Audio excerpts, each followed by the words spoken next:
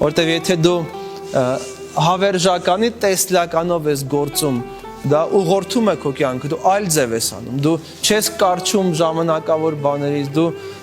կառուցում ես քո կյանքը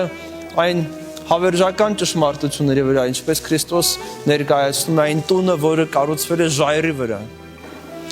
Այն մարդը, որ չունի հանդերձյալի տեսլական եւ չի պատկերացնում, թե ինչպես նա պիտի կանգնի Աստծո առջև, նա հեշտությամբ կառուցում է իր տունը ավազի վրա։ Ամբողջը այս աշխարհից է, ամբողջը նյութն է, ամբողջը ժամանակավոր բաներն է, ամբողջը այն ինչ որ այսօր իրեն պետք է։ Երբ որ գալիս է այդ փորձյան ժամանակը, այդ տունը քանդվում է։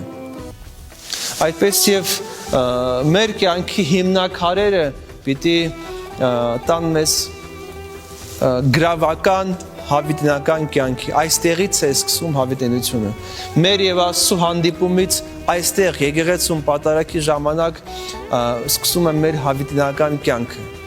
որովհետեւ մեզ համար այլևս հարազատ պիտի դառնա Աստծո արքայությունը։